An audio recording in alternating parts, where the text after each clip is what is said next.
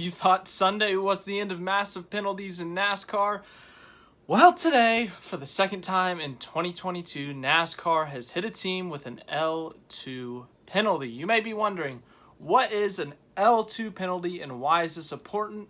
Well, first of all, let's talk about who it happened to. It happened to Michael McDowell, the number 34 Front Row Motorsports team. And this is the possibility of the penalty. This is the possible punishment you can get, and then we'll say what they actually got.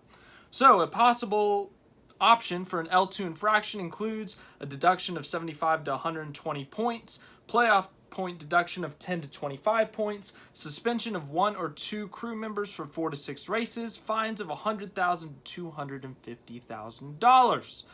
So of course, NASCAR's got this new penalty system with the next gen car coming in and so many parts being like from a third party, not being made by the teams, and they can't be modified in any way, shape, or form. And when Keselowski, when his team, they modified the rear fascia back in March at Atlanta, when they do the random draw, they randomly pick 2 cars to go take to the R&D center and to inspect, and then also just kind of research and develop, which is why it's called the Research and Develop Center. But they figured that out on Keselowski, penalized him, gave him an L2 penalty, docked him 100 points, a bunch of other things. And then now they're doing the same thing to McDowell. The penalty for McDowell, let's see what it exactly is. NASCAR officials issued an L2 level penalty to the number 34 Front Row Motorsports team on Tuesday, penalizing the team 100 driver points and 100 owner points following the NASCAR Cup Series race at Pocono Raceway. The penalty comes under sections 14.1C, D, and Q, as well as sections 14.5A and B in the NASCAR rulebook. Those rules apply to the body and overall vehicle assembly rules surrounding modification of a single source supplied part. What is the punishment for this, you may ask? And that is, crew chief Blake Harris has additionally been fined $100,000 and suspended from the next 4 NASCAR Cup Series championship point events. If driver Michael McDowell and the team win one of the 5 remaining races in the regular season and qualifies for the playoffs, the team will also be docked 10 playoff points. So, he ended up finishing 6th in that race at Pocono. That result stands. But if it came down to like a points tiebreaker and it was based off highest result after a win, then that 6th place would not be relevant for that. They would go to his next best finish. But yeah, a big penalty here. This tied for biggest penalty of the year in terms of points. Keselowski was docked 100 points earlier in the season. Now McDowell is docked 100 points, both on the driver's and the owner's side. And then obviously the playoff points. I don't think McDowell would accumulate more than 10 playoff points. So if they were to make the playoffs, they would go to the playoffs with no playoff points. I don't know if they would take points away. Like if instead of starting at 2,000, they'd start at, 1,995. I don't know what they would do in that situation, but yes, very shocking news here for sure. As I said, the second time this season we've seen an L2 penalty, of course, with the next-gen car, so many parts being, as they say, single-source parts that are not built by each individual team, so the big teams can't just flow money into these parts and gap themselves to kind of the smaller teams that can't spend as much money, that they've been much more strict and they have a much harsher penalty system, and we've seen it already, obviously, with Keselowski back in March, and then this past weekend at Pocono where the top 2 were disqualified in a race in the Cup Series, like the top 2, like the winner and second place.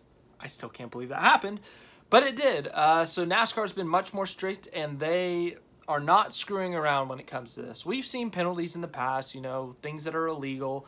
Cars fail pre-race inspection all the time, but post-race inspection, we've seen it before. Usually there's fines and stuff. Maybe a suspension for the crew chief, maybe a points. You lose a few points, 20 to 30 points, but 100 points is a lot of points. That's more than, for some of these guys like McDowell, that's more than 3 or 4 races of points.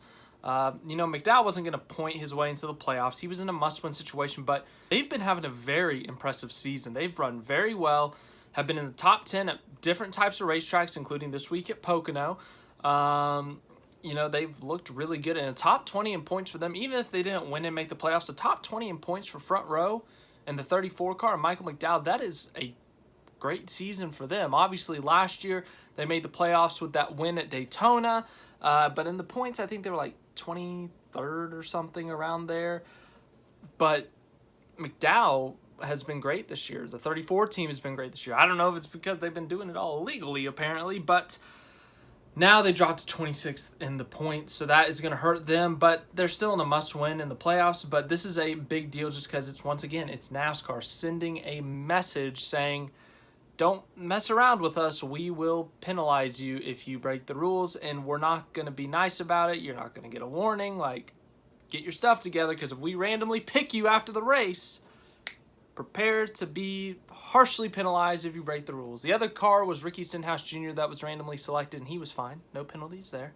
And as for the Joe Gibbs racing cars that were taken back after failing post-race inspection, no further penalties for them. So no suspensions, no points deductions, no playoff points taken away.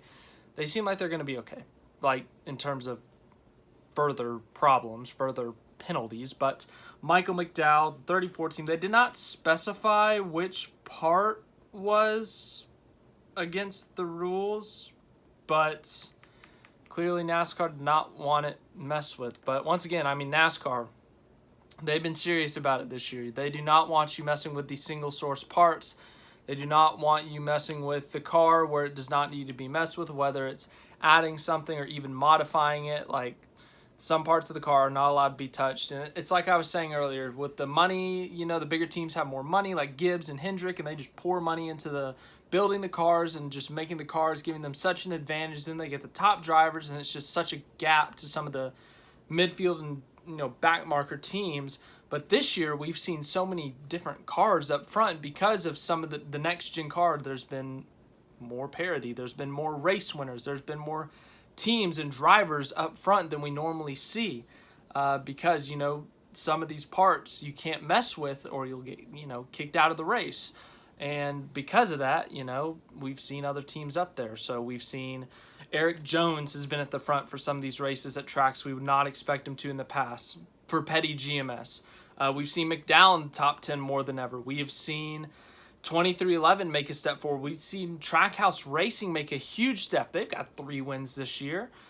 So we've seen a lot of teams take steps up that we may not have seen take a step up if we were still using the old generation of car, just because there was such a big gap. So some of these teams have greatly benefited from the next-gen car. Some of them have not done as well as expected. But overall, once again, this is just an example. NASCAR showing like, hey, we're not going to mess around.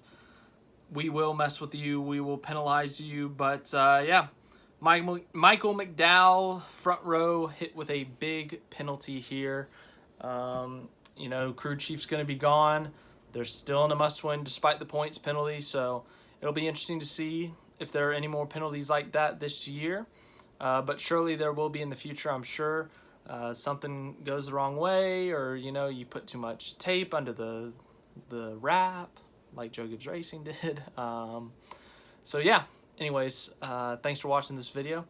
Hope you have a great rest of your day. We'll talk more about NASCAR news and stuff. It's been a very busy few days of news with the race on Sunday, the disqualifications, keeping up with the information, with the appeals and what actually happened, what was illegal.